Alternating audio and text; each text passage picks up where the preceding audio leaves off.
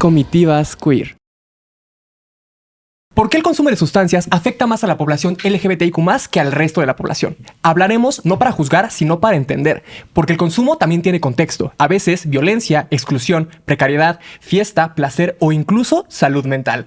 Yo soy Bárbara Alvarado y esto es Comitivas Queer, un podcast de Pride MX. Y en el episodio de hoy, en nuestra gran mesa de salud, haremos un diagnóstico al respecto del consumo de sustancias en la comunidad LGBTIQ+. Y lo vamos a platicar, claro que sí, con David Moncada, tu sexólogo de bolsillo, Alex Lara, de The Trevor Project México, Misael Muñoz, de Inspira Cambio, y Pablo Caicedo, de Lanpud México. ¿Cómo están? Bien popereadas. Muy feliz de tenerles en este 2026 de nuevo en nuestra mesa de salud. Yo les quiero preguntar primero, ¿qué nos indica en la sociedad que exista un problema de consumo de sustancias? ¿Y por qué la población LGBTIQ+ es de las más afectadas? Pues yo creo que hay que irnos unos pasitos atrás, que seguro lo traes en tu escaleta, pero ¿qué es un consumo problemático de sustancias, no? O sea, en la humanidad, y no quiero ser como muy así, muy chairo, pero la humanidad ha consumido sustancias desde antes que existieran leyes que prohibieran las sustancias, ¿no? Entonces hay que entender que la relación de los seres humanos con las sustancias no es algo nuevo, no es algo de los 90s. Sin embargo, sí hay ciertas sustancias que han surgido en distintos tiempos de la historia. Yo creo que habría que plantear qué podemos definir, o sea, sí existe una definición de consumo problemático, pero ¿cuál sería para nosotros un consumo problemático, ¿no? Y cómo podemos sobre eso decir afecta o no afecta o qué tanto está afectando. Para mí un consumo problemático es cuando las actividades relacionadas con tu consumo de sustancias absorben tu tiempo, tus recursos, tus capacidades y no dejan espacio para otras cosas, como para tus relaciones, tu trabajo, etcétera, etcétera. Entonces me gustaría empezar por ahí, pero ahí la dejo. Ay, me encanta. Me encanta. Muy buen parteaguas, Misael. Gracias, David. Yo diría que el consumo problemático es una experiencia. O sea, consumo problemático también puede entenderse en otros contextos como la adicción, y que tanto consumo problemático como adicción no es la persona, sino es la experiencia por la que está atravesando la persona. Entonces podríamos hablar de una relación incluso problemática con la sustancia, y que además está muy asociado a lo que se conoce como el set y el setting, que el set es la actitud, es la intención, y el setting es el contexto. Entonces todos nuestros consumos de sustancias, incluyendo los consumos de los delfines con psicodélicos, pues están contextualizados y responden a cómo la persona se está relacionando con el medio que habita. Pienso que, bueno, añadiendo a esto que dijeron, que añadir contexto sobre el consumo problemático es bastante importante, pues también creo que, como decías, Bárbara, al inicio, que este panel sirve para quitar el estigma, pues que no es un fallo moral, ¿no? Que el consumo problemático no viene desde la moral de las personas, sino que está apareciendo como un mecanismo de afrontamiento ante una situación mayor, ¿no? Es decir, ahora ya hablaremos sobre cómo quizá el consumo de la sustancia no es la raíz del problema, sino que hay algo que está detrás de ello, ¿no? Entonces creo que quitarle lo moral a esto puede también aportar a esta plática, decir, ok, ¿qué está sucediendo? ¿Desde dónde entonces estamos juzgando, prejuzgando o viendo a las personas que están consumiendo? Ya iniciamos diciendo consumo problemático, entonces ya pusimos por ahí un punto, así un peso, ¿no? Que añade quizá de pronto estigma. Para quitarlo hay que nombrar que no es problemático por la moral, no es problemático por cómo te atreves a consumir, a hacerle esto a tu cuerpo, ¿no? Viene más allá, viene el que estoy yo afrontando a través del consumo. Antes de terminar, Alex, ¿en dónde crees que está el problema en el consumo? Qué fuerte. Bueno, pues en la escasez de herramientas que las personas tienen para afrontar lo que les está ocurriendo. De pronto no hay redes de apoyo suficientes, de pronto no hay información suficiente, aunque bueno, ya Internet está llena de información, ¿no? Ya hablamos en un episodio pasado sobre el mito de tanta información que hay y que de esto es verdadero y que de esto es de verdad accesible para las personas, pero que no haya mecanismos de afrontamiento seguros, libres de estigma, para la comunidad LGBTQ, que estén bien profesionalizados para la vivencia LGBTQ, bueno, añade a que las personas recurran al consumo de sustancias como alternativa para afrontar lo que están viviendo. Pablo. Yo quiero agregar algo así. Que creo que también de pronto hablamos mucho de las emociones y todo esto de la psicología, el contexto, etcétera, pero también creo que es importante hablar del territorio, de la política y de la geografía, porque hay muchos lugares que, o sea, las personas se ven envueltas en un tema de consumo problemático, o que comienza a haber crecimiento en los índices de consumo de drogas, pues porque son territorios que van a ser explotados y que necesitan que las personas salgan. O sea, ¿sabes? O sea, si en esta conversación no tenemos en cuenta que también ahí hay un tema relacionado con política, con territorio, con ciudad y cómo habitamos este espacio, ¿no? Que de país, ¿no? Pues creo que no estaremos como atacando como todas, o observando más bien todas las posibilidades que existen alrededor de esto. Vaya, entonces por lo que entiendo, primero hay una situación en general en la sociedad de la cual hace que la gente recurra al consumo de drogas como una manera de sanarlo, ¿no? de llenarlo. Y en ese sentido, ya también me hablan un poco de, en particular, la población LGBTIQ+. ¿Qué pasa en ese sistema en donde ya hay una necesidad por cubrir carencias, que también me adelantan? Bueno, pienso que no es inerte de la comunidad LGBTQ tener mayor índices de ansiedad, de depresión, de consumo de sustancias. No es porque seamos personas de la comunidad LGBTQ, no, pero lo relaciono con el estrés de minorías.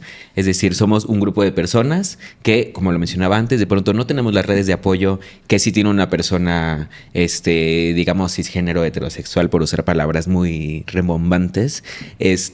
¿Por qué? Porque la sociedad nos ha rechazado por mucho tiempo, ¿no? Se ha estigmatizado a la comunidad. ¿Y dónde son los espacios donde hemos podido ser libres o ser auténticamente quienes somos? Pues en su mayoría, al menos en el pasado, eran clubs nocturnos, lugares de encuentro, lugares clandestinos, ¿no? En donde, bueno, un poco casi por obviedad, lo que va a haber va a ser alcohol, van a ser drogas, va a ser gente que ha encontrado en esa comunidad, en generar una comunidad alrededor de ello, bueno, empiezan a relacionarse. Entonces, creo que el rechazo que hemos vivido de pronto ha llevado a que muchas personas de la comunidad LGBTQ lleguen a consumir sustancias para afrontar las cosas que están viviendo. No, yo no sé si diría sanar, creo que quizás sanar no es la palabra, ¿no? No me gusta relacionar la sanación con consumo de sustancias, que aunque estamos quitando el estigma, tampoco estamos hablando bien de ellas y podemos reconocer que hay muchas sustancias que pueden ser dañinas para las personas. Entonces creo que de ahí se relaciona a por qué pareciera que las personas de la comunidad consumimos más cosas, pero bueno, ¿me pasas los poppers? También, o sea, cuando dije, las personas consumen sustancias por muchas razones, no son únicamente sanar o afrontar algo, porque me quiero divertir, porque me quiero escapar, etcétera, ¿no? Entonces, las razones son muchas, ¿no? Sin embargo, sí es importante lo que decía Alex. Las herramientas que no tenemos para hablar acerca para hablar acerca de nuestras emociones, de nuestras experiencias, ¿no? Porque de alguna manera no estamos educados ni informados para ello. Estamos educados y informados para trabajar, pero no nos educan para hablar de nuestras emociones, de lo que experimentamos, de reconocer que eso que estoy sintiendo es válido. Antier platicaba con un amigo que es autista y entonces hablamos un poco de eso. Dice, es que ahora me estoy permitiendo reconocer que eso que tengo, que me pasaba y que siempre hay un malestar, pues es esta emoción y que está bien, ¿no? Y que va a pasar, ¿no? Entonces, pues si a los autistas recientemente se les está educando y orientando para que atraviesen este mundo de una mejor manera, que no esté hecho para ellos, pues creo que también debería ser un tema para todos, ¿no? O sea, aprender a hablar. David. Es que también las sustancias son como una suerte de automedicación.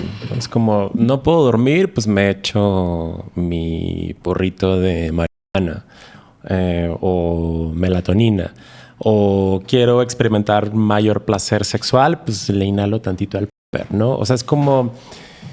O estoy con ansiedad y depresión, pues claro, alcohol puede ser una posibilidad. O tengo homo, lesbo, bi, transfobia interiorizada y quiero que mi experiencia sexual sea lo más placentera posible. O sea, quiero quitar el freno a mi placer. Pues entonces, claro, una sustancia como el alcohol, que es la más socializada y la que más incluso se alienta del consumo, pues tiene efectos específicos en el sistema nervioso central, como inhibir los centros inhibitorios. Entonces imaginemos que quitamos el freno de la inhibición y claro, nos vamos a permitir bajo ciertos contextos experimentar o tener vivencias mucho más cercanas a nuestras formas preferidas de ser y de estar en el mundo. Entonces, para mí, pues también es esto, como un tipo de automedicación que está ahí, que está a la mano, que está al alcance.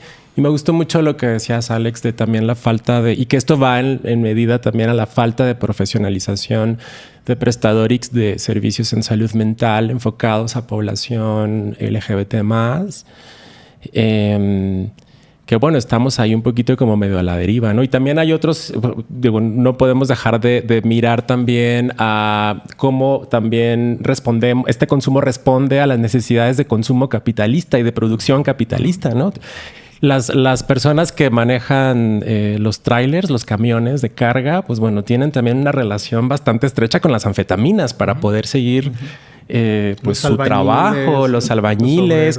Yo cuando estudiaba medicina, que es que para estudiar más y desvelarme estudiando, pues también le entraba a las píldoras de cafeína pura que vendían ahí cruzando el charco en El Paso, Texas. Y también pues metilfenidato. O sea, me llega a meter metilfenidato con la intención de rendir más. ¿Misael? Pues creo que en lo que estaban diciendo las demás personas también hay una cuestión muy interesante sobre clase y acceso, ¿no?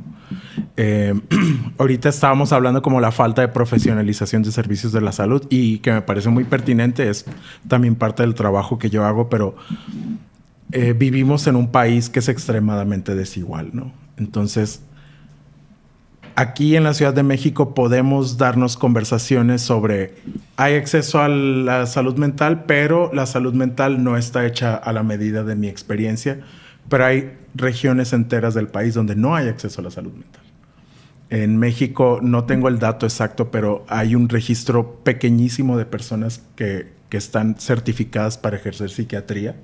O sea, la recomendación estamos muy por debajo de la recomendación de la Organización Mundial de la Salud, y hay regiones enteras como toda la parte del sur donde no hay un psiquiatra en un solo psiquiatra en kilómetros. Entonces, cuando vamos viendo como esas cosas, entendemos que también las cuestiones de consumo de sustancia, como decía Pablo y como decía Alex, no tengo redes de apoyo, no tengo acceso a algo que me ayude a afrontar las situaciones de vida que estoy viviendo, voy a echar mano de lo que tenga, ¿no?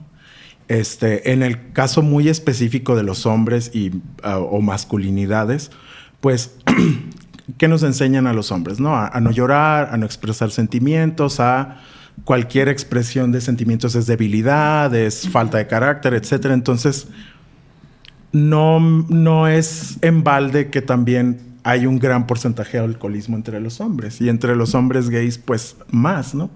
Entonces, tenemos que entender que pero muchas veces los problemas de salud también tienen que ver con la cuestión, como dice Pablo, la cuestión territorial, pero también la cuestión de clase y la cuestión de clase social y de poder adquisitivo. Yo crecí en un pueblo, crecí en muchas partes de Sonora y de Sinaloa, pero cuando yo estaba en la preparatoria, que es como una edad muy, muy complicada, ¿no? Para todas las personas, cuando empiezo a descubrir pues, que me gustan los hombres y así, realmente no tenía como mucha comunidad a la cual acercarme, y fue cuando empecé a fumar marihuana. Y digo, en retrospectiva, yo siento que más que gustarme fumar marihuana, me gustaba la comunidad que había encontrado en fumar marihuana. Entonces también hay que entender que los espacios de consumo o el consumo también da acceso a otro tipo de redes de apoyo, a otro tipo de socialización, a otro tipo de... Y creo que lo estamos viendo muy sobre el contexto de las sustancias ilegales, pero justo David mencionaba la cafeína y así, pero también hay que entender que mucho de nuestra sociedad se basa en relacionarnos a través de las sustancias. ¿Qué pasa cuando alguien quiere dejar de tomar? No puede ir al antro, no puede ir a las reuniones, tiene que avisar que no toma para que en las reuniones no le ofrezcan alcohol y siempre va a haber alguien que diga, no, ¿por qué no tomas? Entonces, creo que hay que desdibujar esa línea entre lo legal y ilegal y más bien entender que mucha de cómo se construye la sociedad está basado en las sustancias. Bien lo dices, Misael. Hay que hacer un gran diferenciador y decir que desde el chocolate hasta la heroína, todos son sustancias. Y en todo puede haber un problema si no hay un límite, claro. Hasta TikTok, ¿no? Hasta el consumo de desde pantalla. Luego. Y bueno, también es un problema de adicciones, sí, ¿no? Claro. Porque no hay un límite claro. Pero dijiste algo, Misael, que también es algo muy importante que hacer en una diferencia para quienes nos están siguiendo en esta transmisión y desde luego en cada una de nosotros, que es cómo podemos diferenciar de un consumo recreativo a cuando ya quizá es una adicción o ya me genera un problema. ¿Cómo podríamos entender desde quizá un punto de vista cuando ya estoy rebasando el límite? Por ejemplo, digamos, no es lo mismo salir a tomarte una cerveza un viernes a todos los días estar llegando a un estado de embriaguez, ¿no? Es una diferencia. ¿Cuáles serían esas diferencias puntuales? ¿Quién quiere empezar? Pues como dice Kay, dijeron, el límite no existe. No es cierto. Yo me gustaría que Pablo respondiera. Pablo. Venga. Pues al principio Misael comenzó diciendo que cuando el consumo de sustancias abarca mucho más tiempo de tus actividades diarias, como puede ser el trabajo, familia, diversión, etcétera, etcétera, etcétera. O sea, que vas dejando todas esas actividades por enfrascarte en el consumo, pues esa es una alerta de que algo está sucediendo. Eso por un lado, pero también yo no soy psicólogo, ni profesional de la salud. Creo que también tiene que ver el desempeño de las personas. Y no me refiero al desempeño en el trabajo, sino también el desempeño en la vida. O sea, cuando de pronto una persona era con determinado carácter. No, en serio, no. Y de pronto está como más retraída, triste. O sea, y ahí consumen otro tipo de sustancias, ¿no? O sea, creo que también hace rato cuando hablaban de las diferentes sustancias, ¿no? De pronto creo que es importante también delimitar de cuáles sustancias estamos hablando, porque si vamos a hablar de los fármacos, como lo que está pasando en Estados Unidos, ¿no?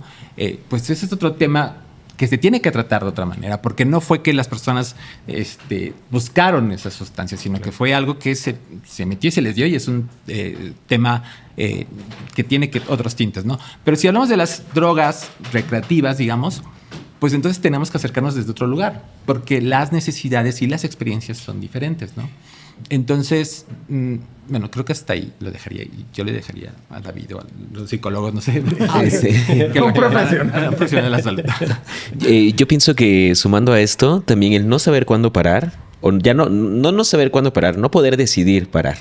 Ese puede ser ya un límite claro de decir, ok, creo que esto ya no es recreativo. O sea, puedo yo decidir que este viernes voy a ir a una fiesta y entonces este viernes yo me voy a despertar temprano, haré ejercicio, comeré bien y a las 5 de la tarde haré mi droga de preferencia para ir a la fiesta, estar yo de entrada a las 9, volver a mi casa a las 5 y dormir, ¿no? Todo el sábado porque no hago nada. Pero entonces hay una decisión consciente de lo que estoy haciendo para mi diversión, para mi entretenimiento. Sin embargo, si de pronto al día siguiente viene más consumo y ya no pude decir no, o ya ni siquiera fui a una fiesta, o ya no entendí las razones detrás de ello, pero no pude dejar de consumir, creo que ahí entonces también hay una alerta de decir quizá cruzar esa línea ya no es recreación, ¿no? Quizá ahora ya puede ser un consumo problemático, como le decíamos al inicio, así de que consumo problemático. Le pueden poner así con estrellitas. Y... Consumo problemático, sí. David. No, es que incluso siento que de la manera en la que lo estamos explorando no está dejando de ser drogocentrista o sustanciocentrista.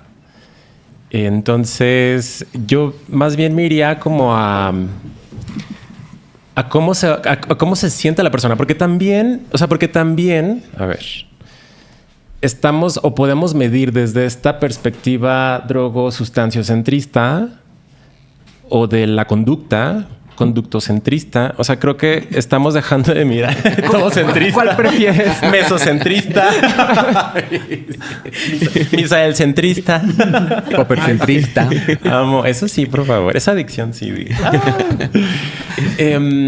A ver, dejamos de mirar a la persona, qué es lo que le pasa, cómo va en su proceso, de quién se acompaña, de quién ha dejado de acompañarse. Porque las miradas de cuándo parar también están muy enfocadas en cuando la persona deja de ser productiva, ¿no? Entonces, bueno, ¿productiva para quién? ¿Para qué? ¿Para sí misma? ¿Para el sistema? ¿Para traer comida a la casa? ¿Para qué? Entonces, a mí no me gusta mucho, al menos en mi relación con la sustancia, como prefiero no medirme con base a la productividad, aunque también me la exijo y también es un límite que también me pongo, como a ver, hasta aquí. Pero también, por otro lado, o sea, como hablar, creo que para mí sería importante como diferenciar lo recreativo, porque la disposición, el set y el setting en lo recreativo para mí sí es muy distinto. O sea, como la intención y el contexto recreativo es uno, y otro, la intención y el contexto cuando lo quiero utilizar de manera regular o frecuente para quitarme el dolor, para quitarme la ansiedad, para desconectarme de que no estoy teniendo el ingreso que yo estaba esperando tener, que ya me están aquí el copel soplando la nuca, o sea, como todas esas cosas. Porque sí, yo cuando decido hacerlo o consumir sustancias de manera recreativa, o sea, mi apertura al goce y al disfrute es distinta. Es como los hobbies. El hobby es hobby porque te entretiene. Cuando ya te empieza a preocupar la productividad, el hobby deja de ser hobby, ¿no? Y deja de ser divertido. Y deja de ser divertido. Yo a mí me gustaría aportar, justo como dijo Pablo, que no soy profesional de la salud, pero sí tengo consumiendo muchos años drogas. Ya hace poco hice como el balance de que tengo más años de mi vida trabajando que no trabajando. Y también tengo más años de mi vida consumiendo drogas que no consumiendo. Entonces, en mi experiencia personal, algo que a mí me ha servido mucho y que ahorita David me lo recordó es hacer conciencia un poco de por qué estoy consumiendo, ¿no? Y lo que sea. Entonces, si estoy tomándome una chela porque quiero celebrar algo, porque quiero ver a un amigo y está bien, ¿no? Pero si quiero tomarme una chela porque me siento triste y me tomo 3, 4, 5... porque no me quiero sentir muy triste o quiero sentirme más triste para llorar, ahí es como, a ver, aguas, más bien a lo mejor hay que hablar esto, ¿no? Y es algo que me ha funcionado mucho en mi vida después de uno que otro proceso de rehabilitación. El entender, el hacer conciencia. Yo, a lo mejor mi manera de ver el consumo es muy, a lo mejor no es como muy aceptada, pero yo no estoy peleado con el consumo. Yo nunca me voy a decir a mí mismo, ya nunca voy a consumir en mi vida, me voy a ser cristiano. No. O sea, más bien tengo que mejorar y estar consciente de mi relación con mis propios consumos. ¿Por qué los estoy haciendo? ¿Cuándo los estoy haciendo? ¿Qué tanto me cuesta mi consumo? No solo económicamente, sino en tiempo, energía, salud, etcétera. Y eso me permite a mí plantearlos de una manera que es más humana para mí. Me gusta mucho este enfoque de verlo como una relación. Que es una relación tanto contigo mismo como con tu entorno, como con muchas otras cosas que se ve reflejada ahí. Me gusta mucho esa perspectiva. Y en ese sentido, ¿qué factores de riesgo propician el consumo de sustancias en las personas LGBTIQ+? Un poco ya me adelantaban que falta de información o de acceso a ella, falta de redes. Un poco más a profundidad, ¿qué es? Sí, bueno, el rechazo, también el rechazo familiar, ¿no? Ahora soñamos porque he escuchado esto en muchos lugares, pero para mí aún no es tan claro que ya las cosas no son como antes, ¿no? No sé si ustedes han oído eso, pero yo lo he oído mucho últimamente. A que ahora la comunidad LGBTQ es aceptada y todas las personas LGBTQ pueden vivir libres. A mí me parece un poco un mito, ¿no? Evidentemente hemos logrado muchas cosas, o sea, quienes en el estamos... centro de la Cuauhtémoc, que lo Claro, en efecto, ¿no? Pero a nivel México, ya hace rato hablábamos de lo grande que es y de lo distinto que puede ser para cada persona, pues creo que en realidad no es tan distinto, ¿no? Aún hay mucho rechazo. Chéquense de nuevo la encuesta que lanzamos desde The Trevor Project, habla sobre el rechazo familiar y cómo el rechazo familiar ha sido un detonante para que las juventudes piensen en el suicidio o vivan en depresión o vivan en ansiedad. Y entonces de esa misma mano, claro, pues van a buscar alternativas, ¿no? Buscan una forma de sanar esto que me está ocurriendo, ¿no? De lidiar con las emociones, con los pensamientos. De pronto ya no es ver a mi amigo y tomar una cerveza, de pronto ya es solo tomarme la cerveza, ¿no? Y entonces se empiezan a acumular todas estas cuestiones a las personas LGBTQ que quizá pueda ser un mayor problema cuando se es más joven. Muchas personas adultas, algunas empiezan a madurar más y empiezan a encontrar más estrategias de afrontamiento, ¿no? Hay quien aún en su adultez no tiene estas herramientas porque nunca se les brindaron. Entonces, cuando son jóvenes no tenemos estas estrategias o no creamos programas, no creamos alternativas, no ofrecemos manuales, no ofrecemos videos, más podcasts, ¿no? Más información, más específica quizá, incluso más detallada a nivel por estados, ¿no? Se me ocurre capaz a nivel municipios incluso. Bueno, no pareciera que estamos avanzando. Entonces creo que eso, ¿no? El estigma que se genera a las personas de la comunidad LGBTQ, además el estigma que se añade cuando se habla de sustancias. O sea, esto ya es polémico, ¿no? Que alguien en una mesa frente a una cámara, 2, 3 y 4 cámaras, decida decir yo consumo.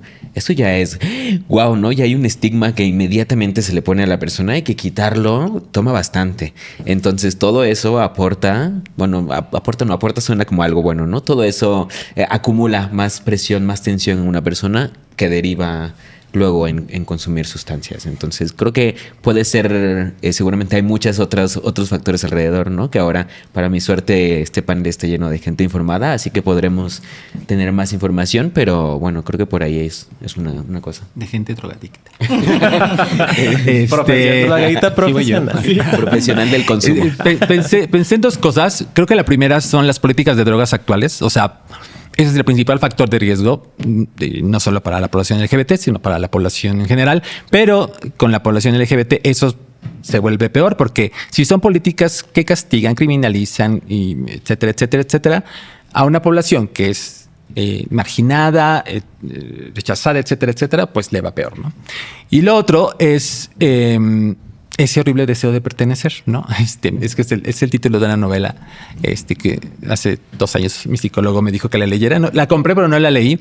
Pero y que sí es horrible. Estaba en mi etapa de no leer novela. Entonces, ahora ya estoy regresando a esa etapa. Pero creo que, no sé si a todos, no voy a generalizar, a muchas personas nos pasa que encontramos muy tarde donde pertenecemos, ¿no? O sea, precisamente por el rechazo, ¿no?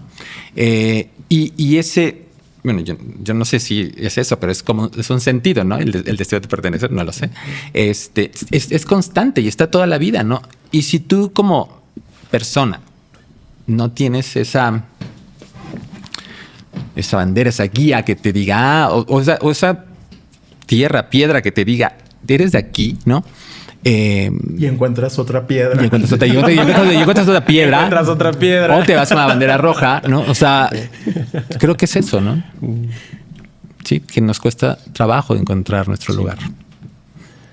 Pérdida de conexión, de sensación de conexión colectiva, ¿no? O sea, es como esto de rechazo, las políticas públicas criminalizantes, esta campaña que detesto contra el fentanilo de no necesitas drogas para ser feliz, así, chica, es que no has probado el popper. Es como o quítenle a la gente de la secretaría el café. Claro, a ver si no el tabaco, el pan dulce. El pan dulce. Es como, ok, pues es que estoy recurriendo a este tipo de felicidad inmediata porque, pues bueno, ya todo lo que charlamos, ¿no? Entonces, yo lo veo eso también como factores de riesgo y sobre todo si no sé ahora a qué edad estén las personas LGBT saliendo del closet, si es que esa figura existe para el centro de la Cuauhtémoc. Pero pues bueno, yo salí a los 21 años y antes de los 21 años era pues una etapa de oscurantismo, de clandestinidad, en donde empecé a fumar a temprana edad, que ese también es otro factor de riesgo ya cuando se relaciona con temas de neuroplasticidad y demás, y correlaciones con consumo problemático en edad adulta. Entonces, pues sí, todo este oscurantismo en el que muchas personas LGBT estuvimos y que nadie nos va a devolver, pues quizá en ese momento pues recurrimos a la amiga sustancia para sobrellevar lo que tuvimos que sobrellevar. Y bueno, eso, o sea, también lo traduzco en esta pérdida de sensación colectiva, que si bien la sustancia puede ser una vía para conectar, como lo es la comida, como lo es el sexo, como lo es este podcast, Porque los efectos de las sustancias, además del efecto farmacológico ya conocido, pues también depende de las expectativas que le depositemos, también depende de lo que consideremos nuestra personalidad, depende del vínculo que tengamos con las personas con quienes estamos consumiendo, y de ahí que los efectos del consumo sean variables de una persona a otra, y que eso finalmente se traduce también en una sensación de conexión con la otra edad. Y porque en las relaciones, así como hemos estado hablando de que con las sustancias también mantenemos relaciones, y con la adicción también mantenemos o consumo problemático también mantenemos una relación, pues finalmente desde ciertas perspectivas terapéuticas hablamos de que generamos identidades relacionales, y las personas somos multihistoriadas y tenemos muchos tipos de versiones, y hay versiones que emergen estando en relación no solamente con las sustancias, sino con las personas con las que nos permitimos consumir ciertas sustancias. Wow. Misael. No, me parece muy, muy interesante lo que mencionas, pero creo que lo has mencionado varias veces en las preguntas, Bárbara. Y ahorita que dijiste la campaña esta del Fenta gringo, o sea, y Pablo también dijo como distintas personas, distintas sustancias, ¿no? Creo que sí tenemos que hablar que hay, y voy a usar la palabra crisis porque no encuentro una mejor palabra, pero tenemos que poner atención en el consumo de cristal en la comunidad LGBTQ+. O sea, creo que tenemos que puntualizar que sí estamos frente a algo que está sucediendo en nuestras caras, en nuestras narices, con gente que conocemos. Yo voy a decir algo muy polémico. Me gustaría que aquí alguien me diga, incluso los del estudio, Incluso quien nos mira. que nos mira, si conoce a una persona que haya tenido una crisis por fentanilo. Y quédense su respuesta. Y la otra es, ¿cuántas personas conocen que hayan tenido problemas por cristal en el año pasado? Y ojo, no quiero decir que no haya problemas de consumo de fentanilo. Sí hay. En el norte del país, asociaciones como Verter, Programa Compañeros, tienen datos reales sobre las intervenciones que están haciendo en crisis de fentanilo. Pero, ¿por qué tenemos una campaña nacional de fentanilo en todas partes, pero no se está hablando del cristal? Y lo quiero dejar ahí. ¿Y cuál es la respuesta, Misael? No nos hagas esto. No nos dejes así. Noche. ¿Por qué? Pues yo voy a poner mi respuesta, mi visión personal al respecto, y creo que podrán contradecirme o no, pero el cristal es una droga que está en muchas partes, ¿no? O sea, está en gente, como estábamos diciendo, en obreros, en transportistas. Hay estudios que dicen que hay niños, niñeces en zonas marginadas de 13 años que están empezando a consumir cristal. Yo quisiera hablar específicamente de la comunidad LGBT, justamente porque al Estado no le importa el bienestar de la comunidad LGBT. O sea, si el problema del fentanilo lo tradujéramos, que dijéramos, ay, es un problema de los hombres hetero, y ya no están teniendo hijos, te aseguro que tendríamos campaña nacional. Hombres heteros blancos. Ajá, de hombres heteros blancos. Tendríamos campaña nacional de cristal. Tendríamos psiquiatras en las farmacias similares. Claro. Entonces, creo que no hay que... o sea, es un tema bien complicado, ¿no? Y que tiene muchas aristas, lo político, lo social, la salud, obviamente. Pero tenemos que dejar de sacarle la vuelta colectivamente, ¿no? O sea, como... Porque no es algo filosófico. La gente se está muriendo. La gente se está quedando en la calle.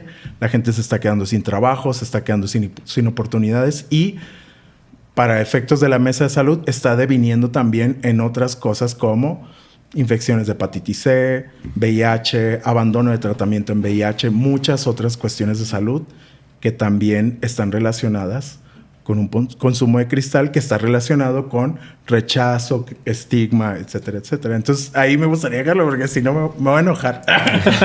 Oye, Misael, pero brevemente, descríbenos cuál es un poco la relación de la comunidad LGBTIQ+ con el cristal específicamente, ya que lo anuncias como una crisis. Esa pregunta me gustaría que la respondiera Pablo. Pablo. Sí. Pues, a ver, Lo que voy a decir no es que sea la respuesta correcta o que es dogma de fe. O sea, es lo que yo pienso y lo que he experimentado. Que yo También hay que hablar por hombres, mujeres, lesbianas, mujeres transexuales. O sea, porque la experiencia en los hombres que tienen sexo con hombres está íntimamente ligada a la experiencia sexual.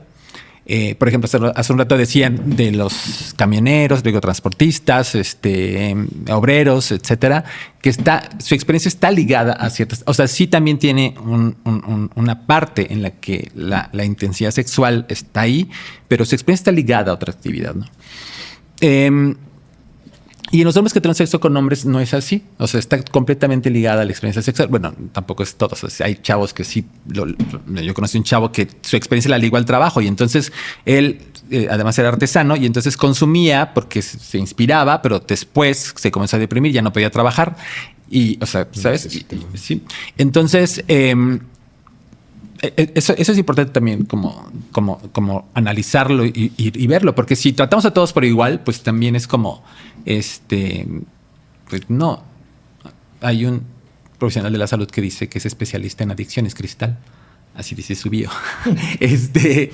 Y bueno, yo no sé si alguien se puede especializar en Cristal como salud mental. Yo creo que cada cabeza es diferente y cada experiencia es diferente. O sea, y por esa parte, ¿no?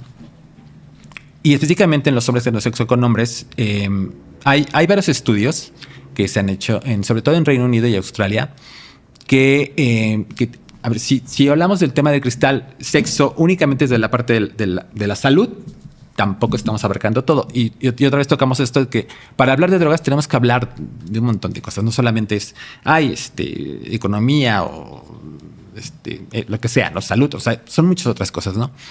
Y esos estudios dicen que, bueno, una de las hipótesis por las cuales esto se convirtió en un tema para los hombres que tienen sexo con hombres tiene que ver con Margaret Thatcher. La primera ministra de Reino Unido. Bueno, específicamente, o sea, mencionan, porque Margaret Thatcher lo que hace cuando llega, bueno, para empezar, ya me estoy saltando varias cosas. La experiencia de Cristal con el consumo con la experiencia sexual recibe el nombre de chemsex. Y este nombre se lo ponen en Londres, porque cuando comienza a suceder alrededor de 2010, como varios hombres llegaban a las clínicas y decían, tengo un problema con esto y era recurrente, la comunidad le llamó chemsex, ¿no? O sea, chemical sex, sexo químico, ¿no? Y después, ese nombre se exportó a todo el mundo, ¿no? Ahora sí voy a Margaret Thatcher. Entonces, Margaret Thatcher lo que hace es deshacer el estado de bienestar y entonces viene el embate del neoliberalismo. ¿Y qué sucede? Que nos pone a competir entre todos, ¿no? Pero también nos aísla y también nos explota, etcétera, ¿no? Y hay un filósofo que se llama Peter Sloterdijk, que tiene un libro que se llama Hace cambiar tu vida, donde él habla sobre cómo nace la adicción, ¿no? O sea, y entonces cuenta una historia y la historia se llama Cuando los dioses se enmudecieron, ¿no?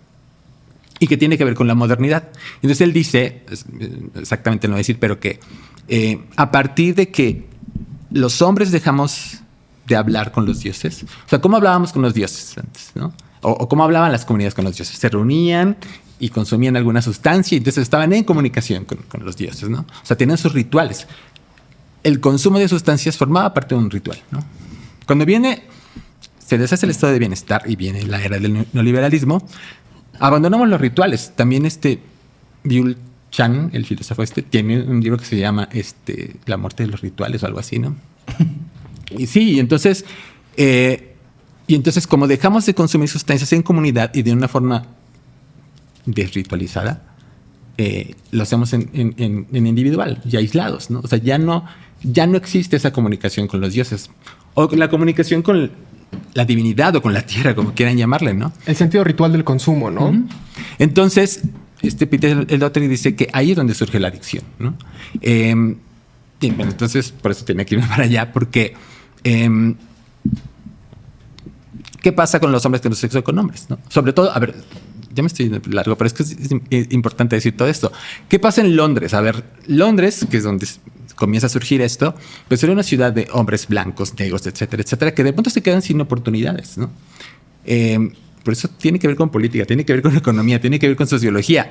Y entonces, lo que hacen, bueno, está esa sustancia, además hay otras sustancias como la mefedrona y otras, y eso es un escape, ¿no? Para una realidad que de pronto ya no tienen oportunidades. Los migrantes que llegan a Londres, o sea, es todo un tema que, ¿cómo enfrentó esto, no? Lo que decíamos al principio, ¿no? Y entonces comienza a ver este tema con el consumo de cristal. Y es lo mismo que va pasando en toda Europa. Por eso esto surge en los países del norte. O sea, el consumo de cristal está más generalizado en los países del norte, en el norte global. Apenas está llegando hacia el sur. Y pues tiene que ver con eso, con que los países del norte estás en el estado de bienestar, ¿no? Esa es una hipótesis que tienen estos estudios. Y aíslan a las personas ya no están en comunidad, etcétera, etcétera. Y eso tiene un impacto en cómo consumimos drogas, en cómo cogemos, en cómo comemos, en cómo nos vestimos, ¿no? Entonces, obviamente la población LGBT y los hombres que no sexo con hombres, pues estamos implicados en todo eso, ¿no? Y ya está aquí, me caí. Bien lo decías, Pablo. Es un sistema que converge en muchas crisis que dan resultado también en un consumo problemático, otra crisis.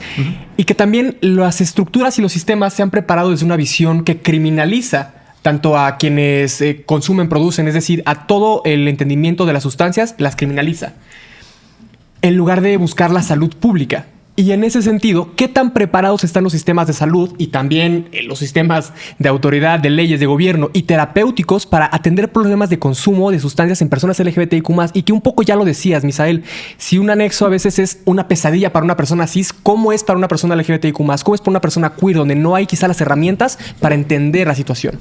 David.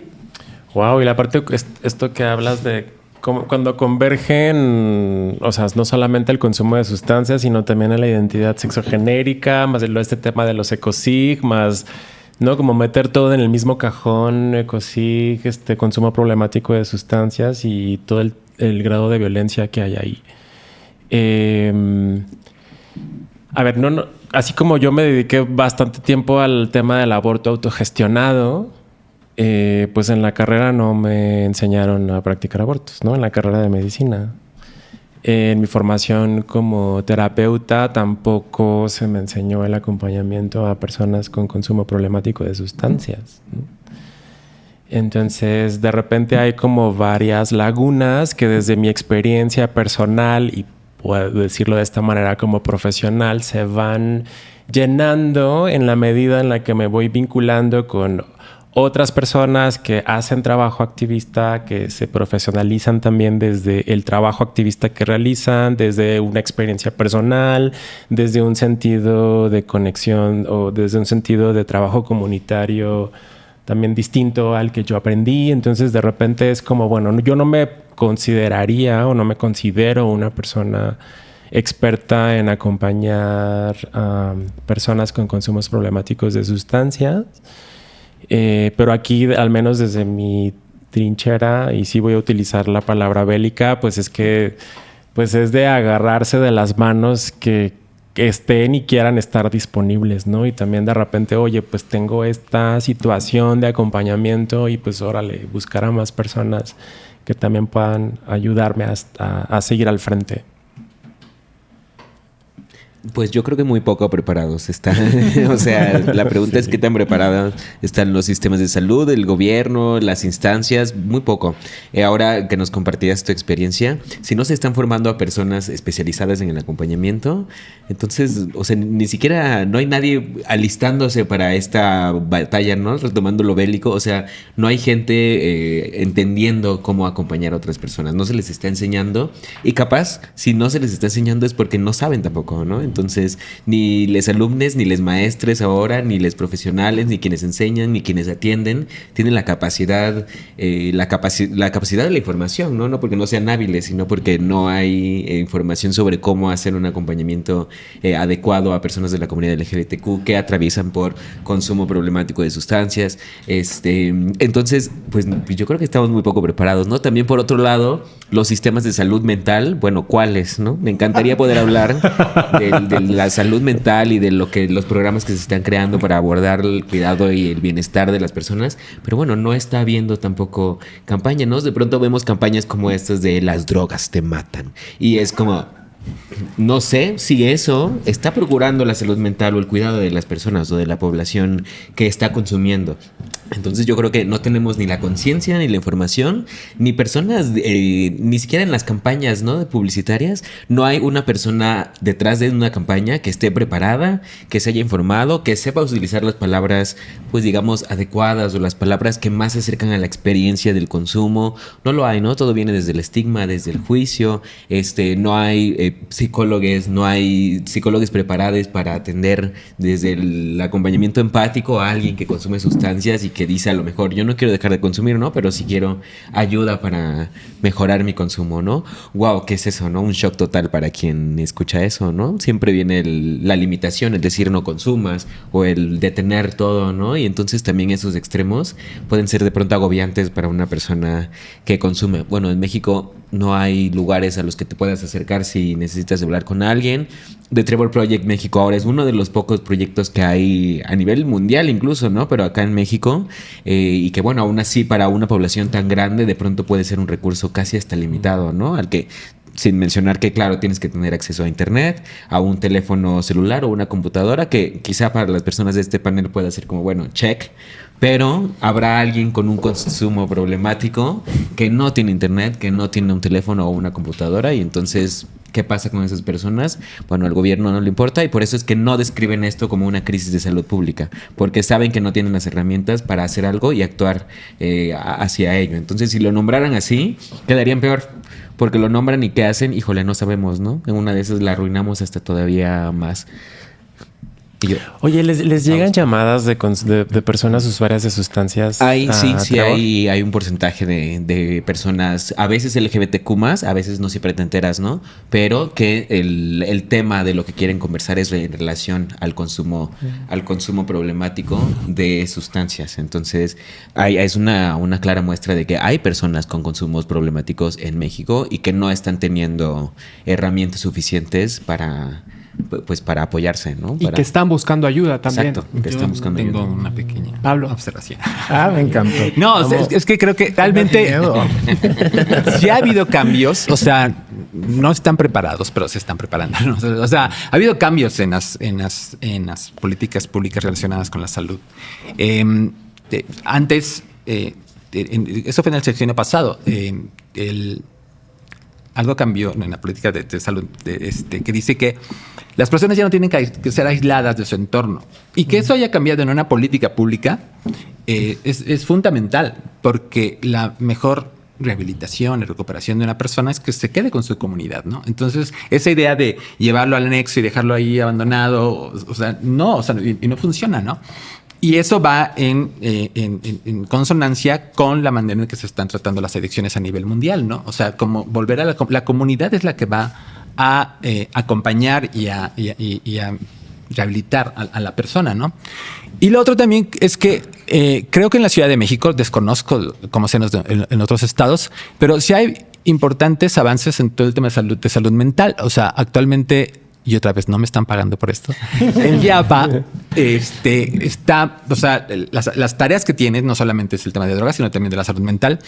Y hay programas realmente muy interesantes para toda la población. Tú vas al metro y hay una isla, ¿cómo es que no se llama? ¿Cuidado de las emociones? No sé. Entonces, en cada estación del metro hay una de esas islas. O sea, lo que implica que, ¿sabes? Haya una isla de cuidado de atención de las emociones en cada estación del metro y que haya personas atendiendo, ¿no? También hay kits de reducción de riesgos y daños. O sea, como todo eso forma parte de los esfuerzos que se están haciendo y de lo que se está preparando, ¿no? O sea, obviamente, para que la psicología se mueva... Ese es otro tema, ¿no? Y los estudios y los programas y también el psicoanálisis y la psiquiatría siempre van tarde. Y además no hay que olvidar que son herramientas de control para normalizar a las personas, ¿no? Sí, intentan explicar, pero son más herramientas de control. Y entonces, obviamente, si ellas no se mueven, lo que nosotros tenemos que hacer es no creer que la salud mental le pertenece a las profesiones de la salud, nos pertenece a todos, claro, ¿no? Y no porque si yo soy un obrero, etcétera, también puedo hacer mi programa de salud mental, ¿no? Entonces también esa idea tenemos que sacárnosla de la cabeza de creer que la salud mental solo está en hospitales o está en el consultorio. No, la salud mental te la llevas a tu casa y se duerme contigo y se levanta contigo, ¿no? Y de ahí que personas consumidoras de ciertas sustancias se reúnan entre ellas generar sus propios como manuales o de reducción de riesgos y daños, ¿no? Que eso también me parece súper valioso. ¿Quién diría que lo que mejor funcionaría para atender este problema no son las balas ni la violencia, como lo ha hecho tanto Estados Unidos como toda la política mundial, sino los abrazos y la comunidad? AMLO tenía razón. Abrazos, bien aplicado, bien aplicado. Yo quisiera decir algo, y es que ahorita que mencionaba Pablo la comunidad, yo a lo mejor siento que parezco como más señor siempre diciendo esto, pero la falta de memoria histórica nos va a cobrar muy caro en general, ¿no? Y esto aplica también a esta situación que estamos viviendo. Hace más de 40 años llegó a México el VIH y las políticas públicas decidieron en un principio ignorarlo, ¿no? Un saludito ahí a Miguel de la Madrid. Y estamos viviendo si bien el VIH es un virus, y el cristal es otra situación distinta, estamos viviendo otra vez un problema circunscrito a nuestra comunidad y que está siendo muy ignorado tanto por nuestra comunidad como también por las instituciones y los programas de salud. Entonces estamos tenemos en nuestras manos la oportunidad de no repetir la historia que ya se vivió. Y hay muchas maneras de hacerlo. Yo estoy muy de acuerdo con lo que dice Pablo, como seguir fomentando este mito de que la salud mental solo está en un consultorio de psicología, es dejar a la gente que no tiene acceso a un consultorio. O sea, la salud mental también es hablar con las personas, poder hablar con tener un amigo con el que sabes que puedes llorar y que tu amigo te va a decir, te escucho, ¿no? Escucharnos entre nosotros mismos, ¿no? O sea, si vemos que uno de nuestros amigos se está quedando sin trabajo, no está viniendo con nosotros a las reuniones, no contesta el grupo de WhatsApp, acercarnos a él y decirle, oye, ¿qué pasa? ¿Estás bien? ¿Te puedo ayudar? Ese tipo de cosas pueden marcar diferencias enormes en las personas. Y creo que como comunidad nos toca también exigir y decir como no nos gusta esto, no nos gusta aquello, pero también voltear adentro de nosotros y decir, ¿dónde me estoy situando yo en medio de esto, ¿no? ¿Qué estoy haciendo por la gente que es mi comunidad? ¿O qué estoy haciendo por mí mismo incluso? Y pues me gustaría dejarlo. Vaya, me gustó mucho eso, Misael. ¿En qué podemos hacer, tanto para uno mismo como para nuestra comunidad, al respecto? Si tenemos un problema o creemos ya estar teniendo o rozando con un problema de sustancias, ¿qué otros consejos nos darían? Además de Misael, David, Alex, cuéntanos. Bueno, pienso en reconocer, ¿no? Es quizá una de las cosas que añaden un poco al estigma, al poder nombrarme y decir, ok, tengo un consumo problemático, ¿no? Quizá puede ser un punto de partida. Ahora hablamos sobre quitar el estigma, sobre reconocer, sobre decir, ok, consumo, al principio era recreativo, lo podía controlar, era para mis fiestas, bien, de pronto hoy es martes, 1 p.m, estoy grabando un podcast, pero me tuve que poner súper pachico. O sea, como que reconocer esto es, ok, claro, no hay una conciencia. De mí no vas a estar hablando. Pero además 5 minutos después decir entender, ¿no? Ah, sí, pachecas, yo. Eso, reconocer y también saber que hay una comunidad que tiene la disposición de escuchar, de acompañar un poco intentando quitar ese estigma, ¿no? Sé que es muy difícil. Ahora quizá nosotros 5 hemos hecho un trabajo ya bastante largo hasta ahora y nos es más sencillo quizá hablar de esto, de poder decir te acompaño, te escucho, ok, me dices que consumes tal cosa o que podemos hablar sobre tus emociones, lo que te lleva a consumir, qué quieres compartir conmigo. Pero quizá cuando no tienes toda esta carrera que hemos ya hecho, puede haber un poco más de dificultad en ese acompañamiento, ¿no? Yo diría reconocer que podemos ser acompañados desde la empatía, acercarte a redes de apoyo, acercarte con personas, ahora sí que a quien más confianza le tengas y contar, ¿no? Que eso, reconocer que hay disposición del mundo a acompañar, a decir ¿Qué tanto quieres tú que te acompañe? ¿Hasta dónde es el camino al que quieres llegar? ¿Qué buscas, ¿no? En este acompañamiento? ¿Qué buscas? ¿Reducir tu consumo? ¿Dejar de consumir en una de esas? ¿Cambiar tu manera de consumir? Ok, te acompaño, ¿no? Te escucho. Creo que esa cercanía, esa presencia, esa honestidad y empatía puede ser ya un factor bastante relevante y necesario, diría yo. Como que sin eso, probablemente si alguien viene y me dice, oye, consumo sustancias, y yo digo, ay, ¿por qué? O sea, te vas a quedar toda flaca, no me van a querer decir nada, ¿no? O yo, como consumidor, tampoco voy a atreverme después a volver a hablarlo. Entonces, hablar, encontrar esa red de apoyo, encontrar también, ahora nos dabas un recurso, ¿no? Al que las personas se pueden acercar también en el metro. Y bueno, creo que esas redes, tenerlas presentes puede ser de valor. Excelente. Yo miraría hacia la parte de cuando ya hay un consumo problemático y que de pronto la gente no sabe, o sea, o la idea es doble A, anexo, ¿sabes? Y que no es así. Afortunadamente, hay muchos caminos para tratar o acompañar o atravesar un consumo problemático. Y uno de esos caminos también es la reducción de riesgos y daños. Entonces, que la reducción de riesgos y daños se basa en respetar las decisiones de la persona. O sea, cree que la persona puede decidir y cree en la autonomía de la persona para decidir qué quiere hacer con su consumo, ¿no? No es de que abstinencia y el poder superior. O sea, respeto mucho el trabajo de AA, no me estoy burlando en absoluto. Pero también hay que entender que AA no es para todas las personas, ¿no? Y que le sirve a un porcentaje pequeñito de personas, aunque sean millones, pero sigue siendo un porcentaje pequeñito. Y las otras poblaciones, pues es importante, si no hay caminos, crearlos, ¿no?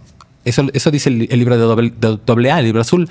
Dice que cada persona hará su camino, o sea, cada adicto hará su camino, ¿no? Entonces, si ya lo dice el libro de AA, si lo tienen tan claro estas personas, pues eso no es un dogma. O sea, hay muchas otras formas de atravesar esto. Pero sobre todo,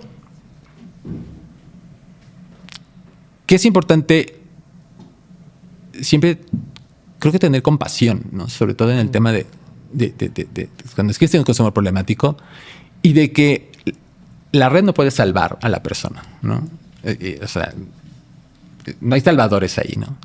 Y de entender también que una adicción arrasa todo, ¿no? Y que es importante que las personas alrededor del adicto, bueno, de la persona con el consumo problemático, se cuiden. Yo lo puedo decir. Yo lo puedo decir porque mi red me dejó.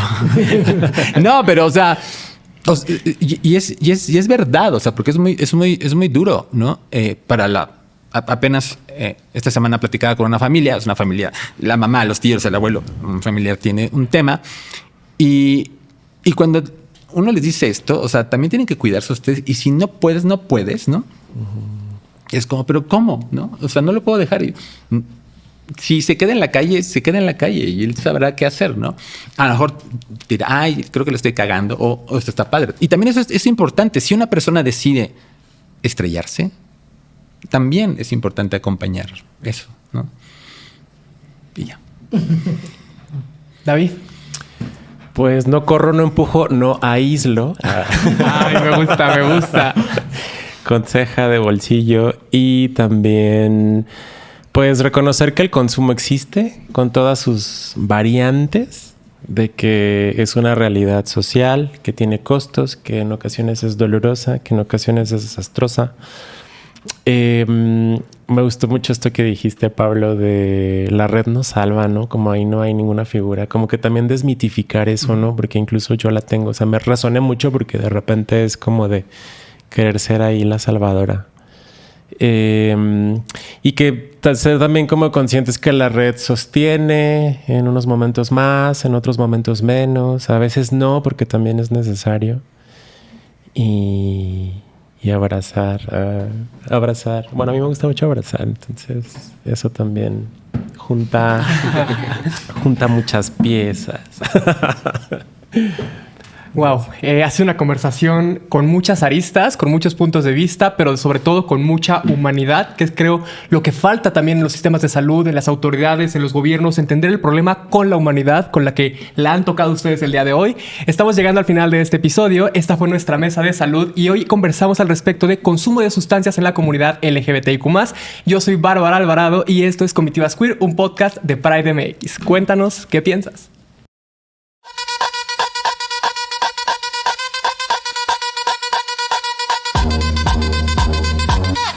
comitivas queer.